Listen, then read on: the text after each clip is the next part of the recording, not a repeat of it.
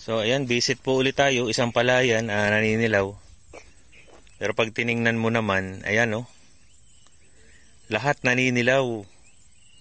Buhat dito sa lugar na to hanggang doon sa pinakadulo, lahat po iisa ang itsura. So ano po ang basa natin dyan pagka ganyan? Kakulangan po sa urea. Nasabugan mo na ba? Ayun nga, kasi ang paninilaw ng palay nyo, lahatan. Oo eh. Buhat dito hanggang doon. So, kung yun po insekto, yan ay dapat pulo-pulo ang paninilaw. Kung gawa na insekto. So, kailan po kayo huling nag-abono? Nung 15. 15 ng July. O August. August pa ngayon. August, nung isang buwan. O, tama. Ano pong inabono nyo? Yung 14 at saka Loria pinaglaho ko. Di ngayon paglalahukin ko sana Ayan. So, yun po ano. At bukas na may bubumbahin ko pagka nakapag-abono. Ngayon po, ilang days na po yung palay nyo? Di kayo magpapadalong buwan na ngayong kuwan niya. O di kung 60 days, dapat ito yung buntis na to. Nabilog na. Sige nga ho, kuha po kayo ng mataas na puno. Bali kayo ng isang puno. Isang parte niya, sa gitna-gitna ng tubigan. Wag ho dito sa tabi, doon po, sa gitna. Sa gitna. Oo, makakapunta ho ba kayo? Yan, sa gitna. Yan, kuha kayo ng isang punuan. O yan, sige, baakin nyo. Hugasan nyo muna dito yung... Hugasan nyo muna. Yan. Sige po, putulin nyo yung ugat. Yan. Sige, putulin nyo na yan. Dito putulin nyo na. Yan. Baakan nyo buhat dun sa puno.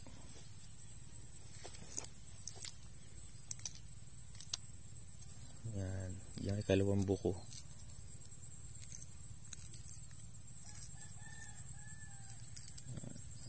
Yan, yung ikalawa, yan. Yung ikalawa sa taas, yan. Ito. Tingnan nyo kung naglilihi na. Yan. Wala na ho dyan. Dito lang sa may puno.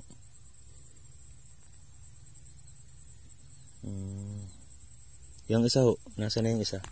Mataba-taba yata rin. Medyo dahan-dahan lang. Putulin nyo na dito para yan yung ikalawang buko. Yan, ito yung unang buko, ito ikalawa. Yan, dyan sa ibabaw ng ikalawa, dahan-dahanin nyo lang. Yan, pag may nakita kayo dyan parang bulak, yung kukuha na, pwede na kayong maglagay ng abonong urea. Pero ang samahan nyo ng putas,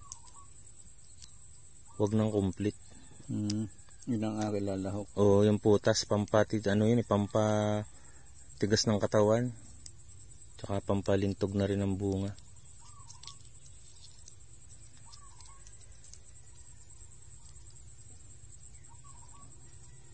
Wala pa. Wala pa hindi pa naglilihi.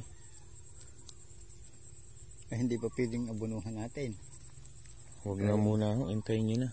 At akin mo nang bubumbahin na lang pang eksaktong bukas Oo. Kasi 60 days na yan. Matagal pala ito. Anong variety ba yan? Yung galing sa 160? Ay matagal yung 160. Yung galing ating binhi dun 120 days yata yun. Ito magpapadalong buwan kabuntisan na. Ayos naman ho ang palay nyo. Sa kung baka gawala ng kahangin. Ano naman siya? Tingnan natin to sa kabila. Sabog po ito yan dapat ito yung mabilis lang. Mga 110 days lang dapat ito. Nagpapadalong buwan hindi ito babago pang buwan. Pero ngayon mga ganitong panahon talagang mabagal. Kasi tag-araw Makikita nyo yung palay nyo naman, halos talagang naninilaw na. Hanap pa nga ho kayo dyan. Baka yung... Sa... Hindi tayo kukuha. Matas-tas din. Oo. Tingnan natin. Baka naman mga ilang araw na lang yan.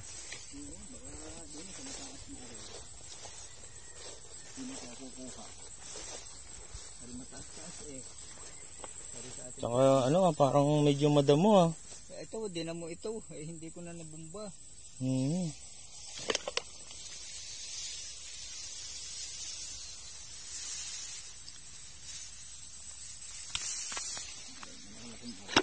Go.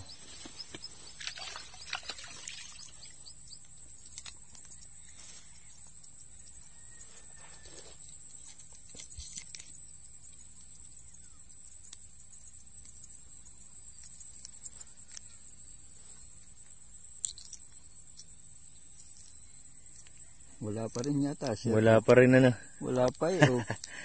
Wala pa. Hindi pa pwedeng abunuhan. Talagang delay.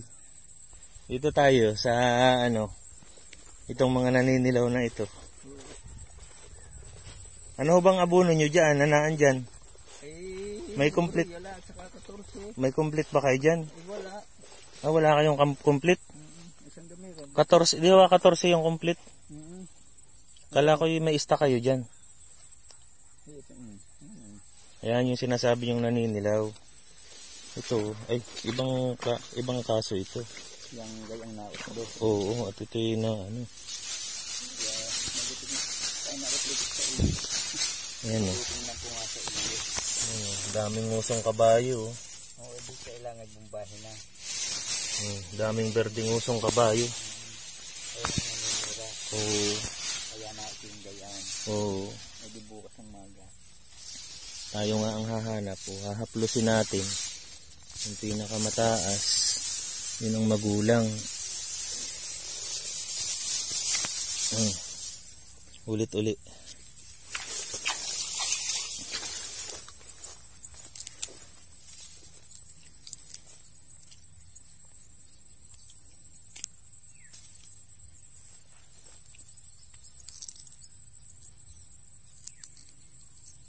Talaga sir, wala pa oh. Wala pa. Sana yun, may puti na dito sa gitnang ito eh. Oh, hindi dito dapat yun. Dito nagsisimula eh. Wala pa eh oh. Wala pa ano. Kaya hindi pa pwedeng abunuhan. Oh. Dumba na lang bukas. Ng pang... Oh. Napansin nga. Naninilaw ng gaya. Oh, madami yan. Bukod ho dyan, meron pa ho bang iba? Ay dito sa paparito.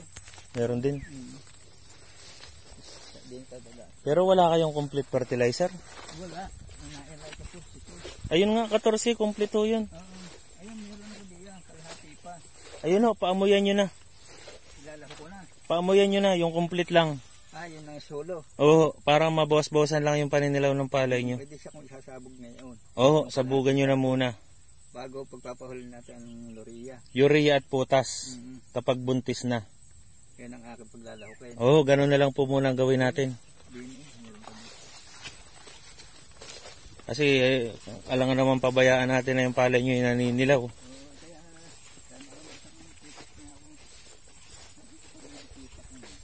Oo. Ganun na lang po, paamoy-amoyan nyo lang muna. Isang sakong urea, kalahating putas sa 1 hektarya. Oo, yung ganyan ng paninilaw, yan ay sintomas ng kakulangan na sa urea. Kulang na sa urea yan. Kasi kung mapapansin nyo, yung buong lugar, lahat naninilaw, kahit sang katumingi naninilaw. Kulang ho ito sa abono. Lagyan nyo muna ng 14, parang pampaano muna. Pampakuan, bago pagkain naglinis na saka yung sabi nyo. Oo, parang pamahaw muna. Pangalis gutom. Ganun lang po. Oo. Ayan. Oo, ano. Oo. Kitang-kita yun, paninilaw ng mga dulo ng palay. Yan ay sintomas ng kakulangan sa nitrogen. Kulang na. At kahit wala nang sustansya. Kahit kumuha ka ng isang ganyan, Tingnan nyo, yung matandang dahon naninilaw. Yan no. Pero yung batang dahon maberde. Ibig sabihin yan, kulang sa nitrogen. Pero complete, may nitrogen ng complete eh. May phosphorus, may potassium. Eh, pwede na ho yun, pansamantala.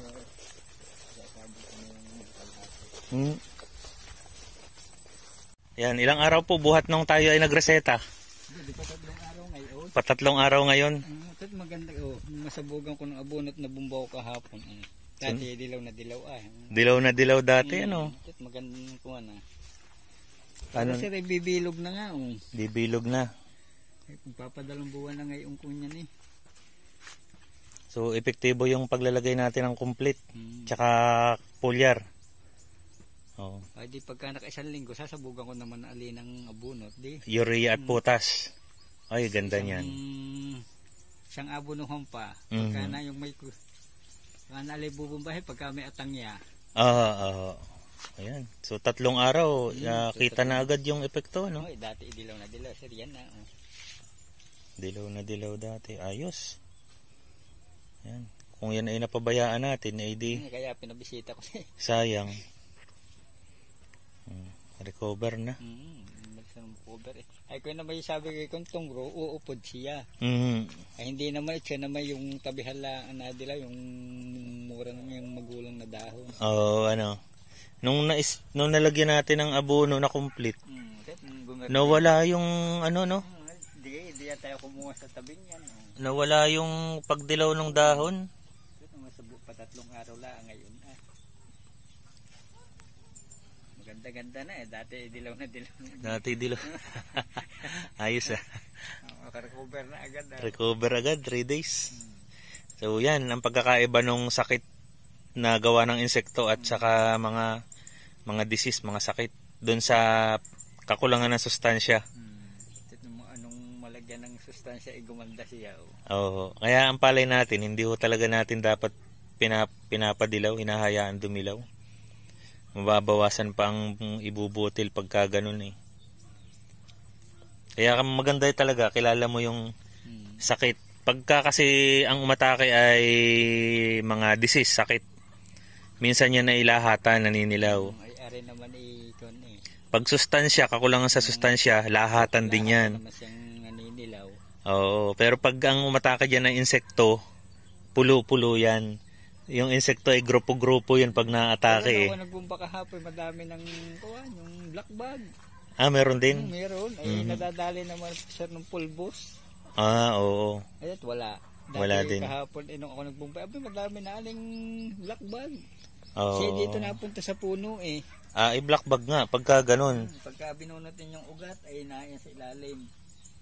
Ay kahapon nagkakailan na, yung wala ngayon. Yung